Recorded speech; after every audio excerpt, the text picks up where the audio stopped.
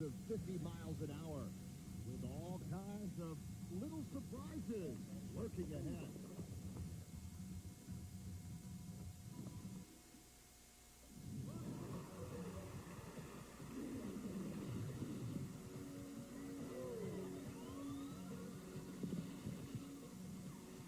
From Vail, Colorado, it's the Jeep National Championship Mountain Bike Series. Today featuring the GT Downhill and the RIVIE Dual Slalom.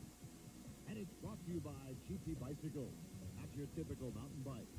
And by Jeep and Eagle, a division of the Chrysler Corporation. The beautiful Rocky Mountains outside Vail, Colorado are our scene to begin another race on the mountain bike season. You know, I could be broadcasting a World Cup ski race now, but it is the mid of summer.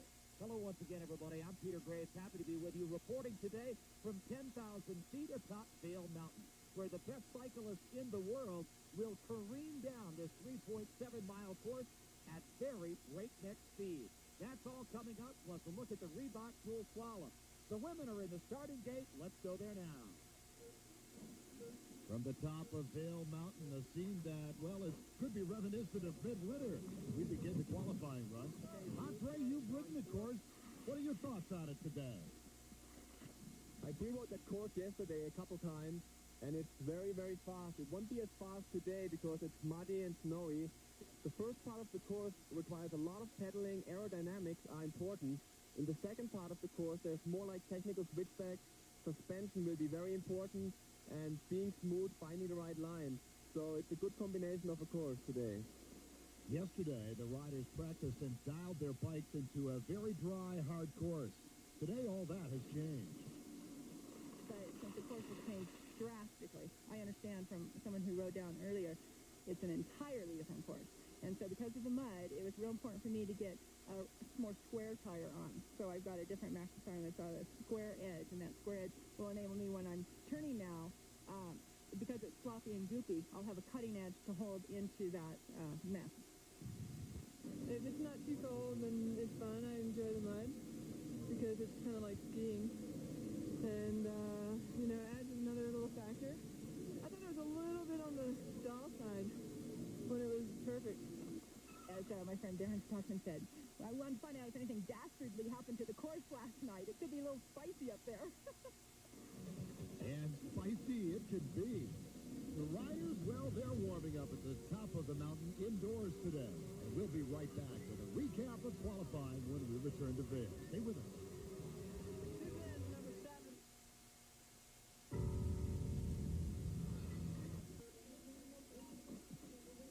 Welcome back to our coverage of the GT Downhill. You know, people talk about the Vail, Colorado course as being one of the toughest in the world. And behind me is the start house, the launching pad, where the riders will careen out at top speed for the 2,000-foot vertical drop down to the finish in the Vail Village. This is one of the toughest courses in the world, but let's take a look at what it's like to get from the top to the bottom.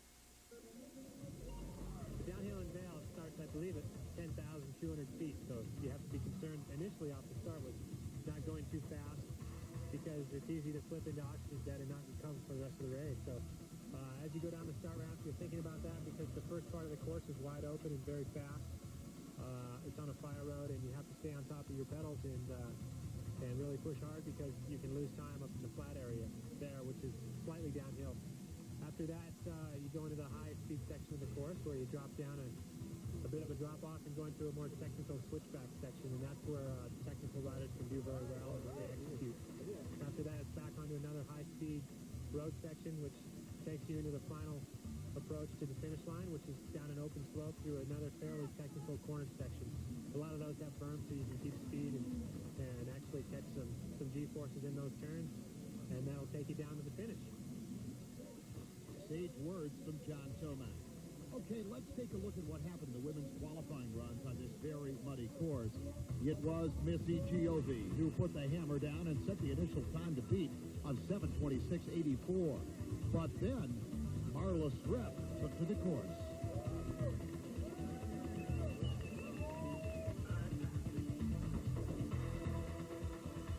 Basically, you're going to have to ride the bike like you're on a big ski because it's going to, even in the high-speed section, section, the 50-plus mile per hour section, the bike's just going to be hydroplaning. Marla's time, 7:26.33, and that gave her the quick time. Finally, it was the defending series champion Kim Sung-Ye on course, and the ex-motocrosser was flying as she bettered Marla's time by 6 seconds.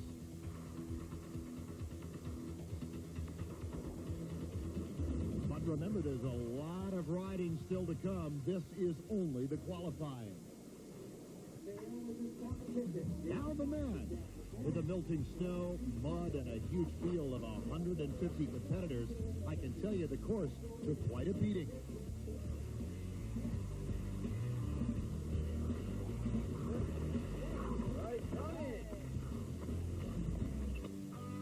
As did some of the riders.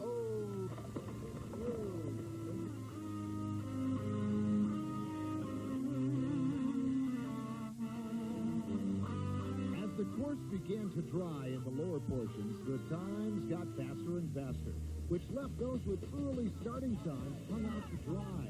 There were some big surprises.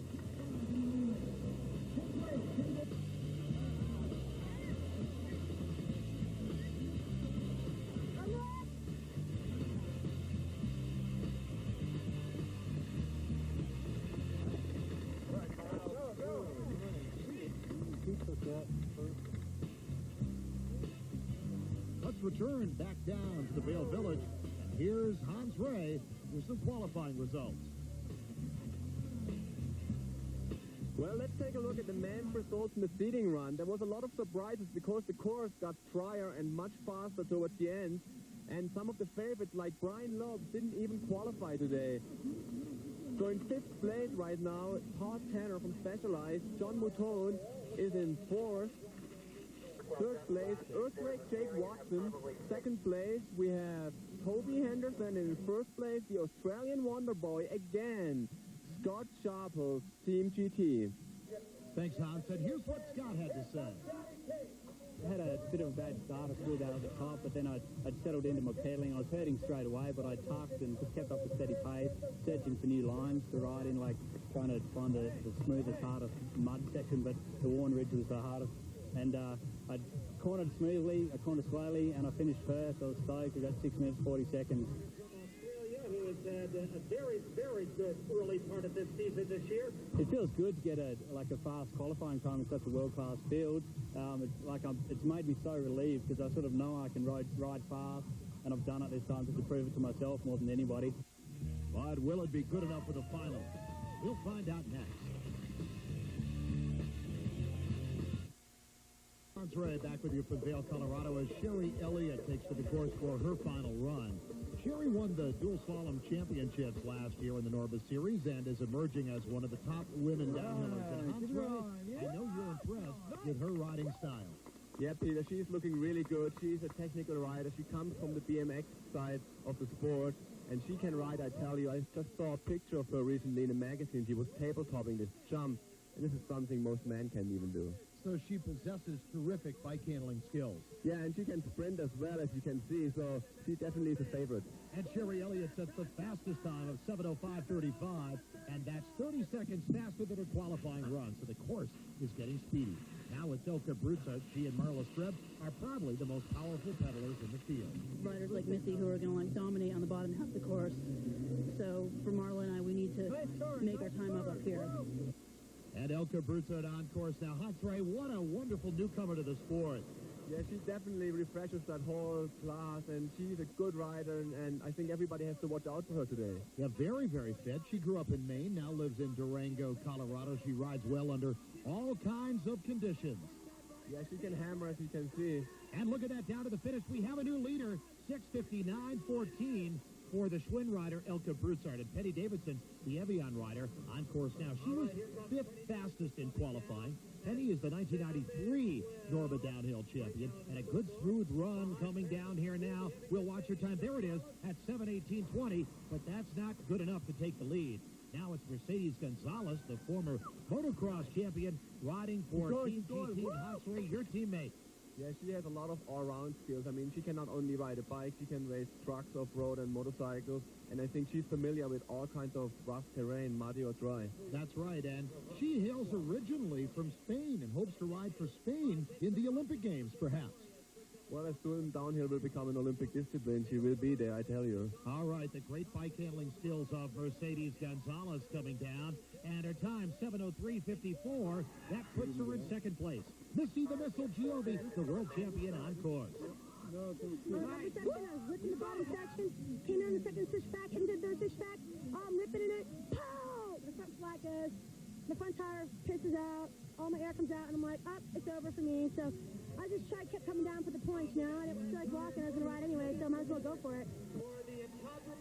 Missy Giove crossing the finish line on a flat tire, but her time of 8:17 is well off the pace. On course now, Marla Streb, and we saw a terrific time for her. She had the second fastest time in qualifying.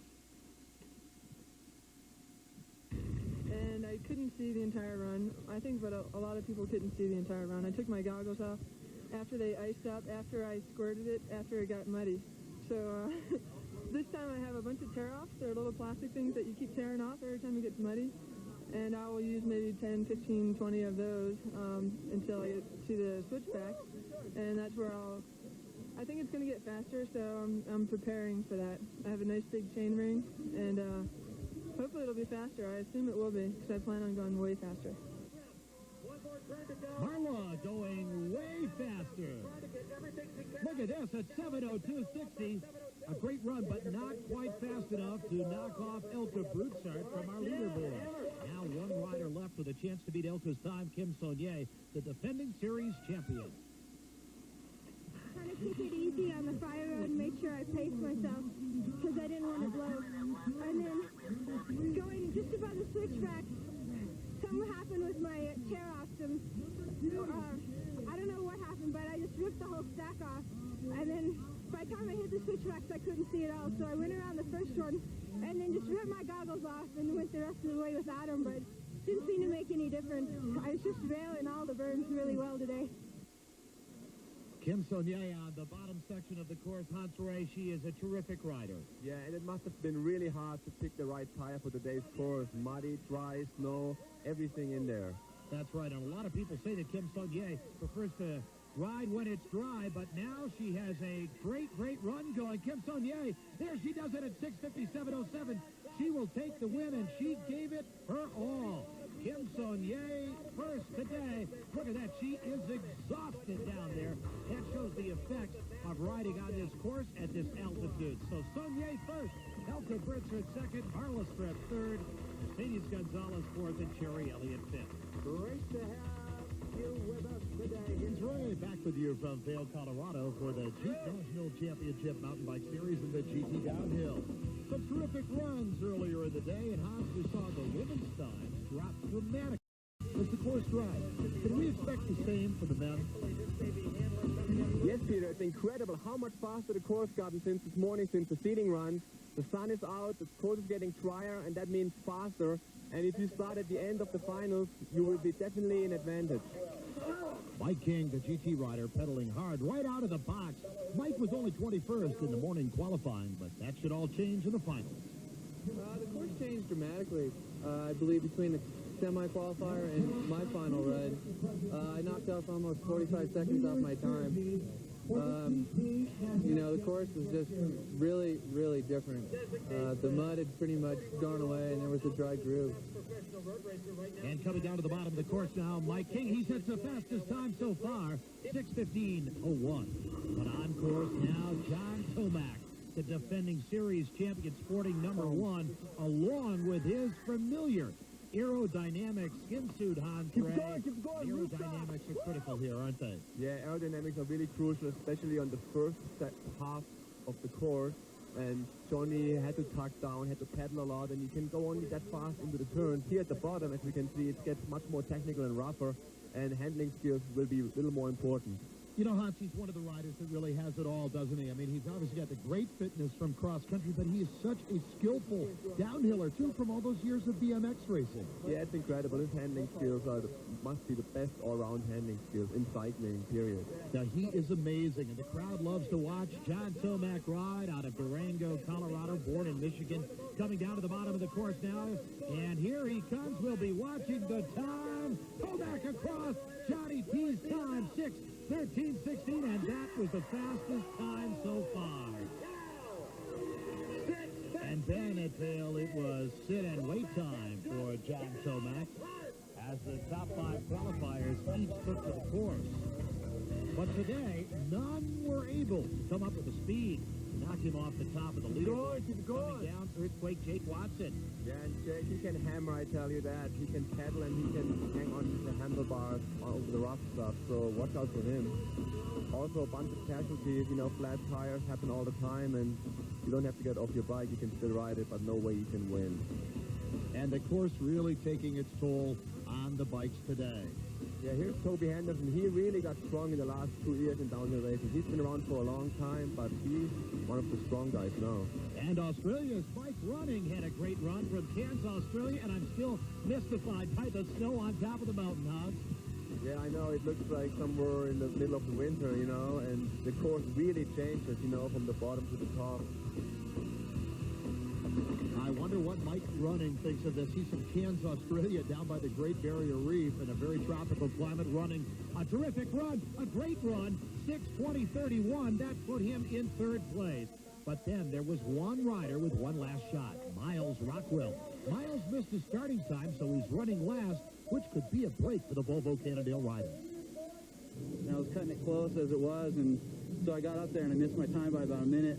And so they put me to the back of the pack, which could be good or could be bad. It just depends on the weather. See, if it starts to rain at the end, then I'm doing really poor. And then luckily it stayed dry, and just the course got faster and faster. And as you can see in qualifying, the course just throughout qualifying got like 30 seconds faster. A few guys, Brian Lopes particularly, didn't even get the race to the main, and he's definitely a contender. Looking really good. So, you know, what can I say? I just feel lucky that my legs felt good today. Hey, Myles Rockwell's legs definitely felt good today. Hans Ray, he's looking great, and you know the bikes are super high-tech, aren't they? Yeah, the bike's been changing from race to race this year. The technology is really advancing so fast right now, and Myles told me he has a new prototype right now, and he's looking good on it. All right, well, he's riding extremely well. He's coming down to the bottom of the course now, and we'll be watching the time. Myles Rockwell, there he is, and it's 6:08.88. He beats Tomac's time by over 4 seconds. What a great performance, Hans. Yeah, and he can believe it himself, I think. That's his first win ever on the NORBA National Point Series race. And the big crowd really appreciative by this performance. And there's our podium. Myles Rockwell, our GT Downhill winner today. John Tomac in 2nd. Mike King in 3rd. And Mike Running in 4th. We'll be back with more dual slalom in a moment. For the final. Yeah, the starts are pretty equal at this point, and we can just see and wait, you know. I mean, hopefully nobody makes a mistake, because one mistake on this course and it's over. Oh, boy, I'll tell you, it's quick, it's fast, it's tight, it's technical. Lopes looking good there, taking advantage of a Cullen and miscue, and Brian Lopes down to the finish line. He will take it. To the podium we go. Brian Lopes, our winner. Dave Cullen in 2nd, Jimmy Kite 3rd, Chris O'Driscoll 4th. On a great day here at Vail, showcasing the very best in bike handling skills. And look at this. It's been a great competition here as we watch my broadcast partner, Hans Ray, do his thing. Hey, we'll be talking to you next from Mount Snow in Vermont. So, for Hans Ray, I'm Peter Graves saying so long for now from Vail, Colorado.